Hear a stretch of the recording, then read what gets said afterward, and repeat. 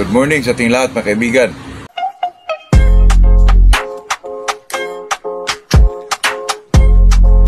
Andito na naman tayo sa ating usapang magmamanok po. Bago tayo mag-umpisa mga kaibigan, ay shout out muna tayo sa ating mga kaibigan na palaging nanonood sa atin, sumusubaybay sa ating mga content po. Malaking papasalamat ko po sa inyo mga kaibigan na medyo sumusuporta pa po kayo sa akin hanggang ngayon po. Bago tayo mag-umpisa, shout out muna tayo kay Ananias Bacalya from Pickles, Gimpaul, Naga City, Super Globes, Cagayan de Oro, Gigi Sanchez, Adrian Rua, at saka si G. Anacion, Juventino Labrigas from Baclayon po. Pag-usapan natin mga kaibigan kasi ilang bisis na kung nag-content po yung about sa paano pabukahin, paano palakihin. Ganun naman talaga yun mga kaibigan, lalo na pag ikaw ay isang baguhan.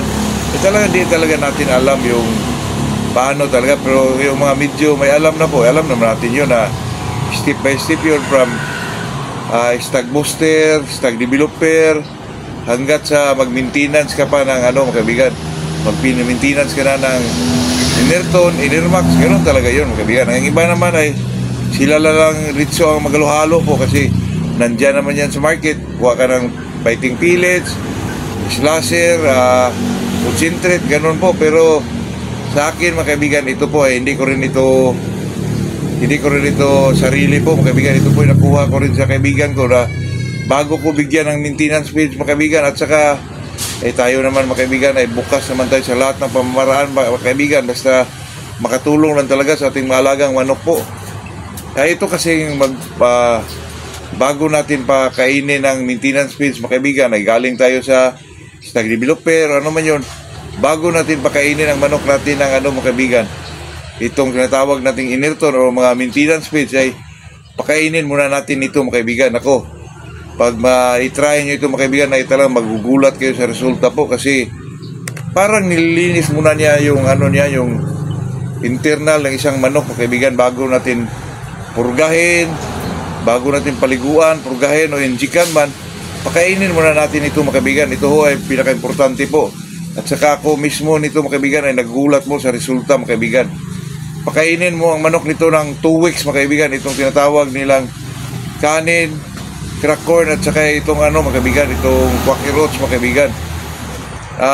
Ang pagbigay ho nito ay lang po, medyo lang mga kaibigan, mga 2 weeks lang po bago nyo purgahin, injikan man, tsaka bigyan ng maintenance page mga kaibigan. Talaga magulat kayo sa resulta mga kaibigan. Kasi parang i-cleansing mo muna yung nila, yung internal nila, saka mo nabigyan ng po itong tinatawag nating maintenance page mga kaibigan. Wala namang ibang maintenance page po na automatic mabili natin sa market mga kaibigan. Itong Inerton, Inermax, yun lang naman talaga mga kaibigan.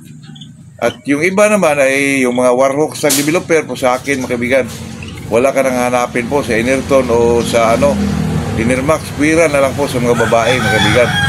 Kaya bago kayo magpatuka ng mga maintenance page, bigyan nyo muna ng po itong tinatawag nila quacky roach, crack corn, at saka itong kanin mga kaibigan. Ako, napakagandang resulta ng isang manok mga kaibigan.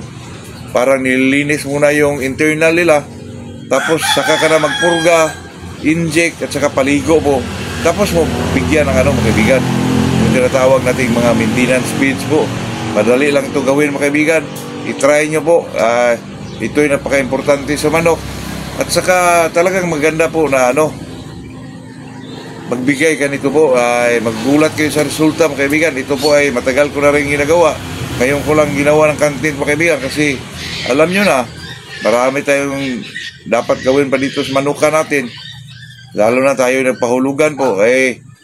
Pala mga kaibigan, may nagtanong sa akin sa lahat ng naiproduce ko na mga line breed o line breed mga kaibigan. Kasi line breed lang naman ako talaga dito, line breed at saka street breed po.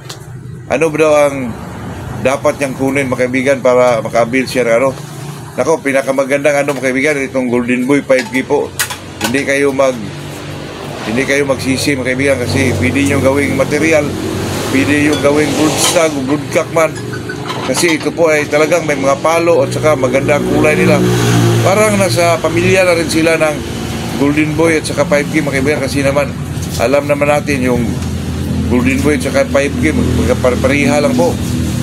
Pira na lang sa mga babae mga kaibigan, kasi yung babae ng 5K ay medyo dark ang hakil nila dito, tapos medyo may pagka-white yung ano mga kaibigan, yung katawan ng isang 5K po. At saka yung ano naman, yung Golden Boy naman mga kaibigan, sinasabi ko lang ito mga kaibigan, di-differentiate ko lang kung ano ang diferensya nila mga kaibigan.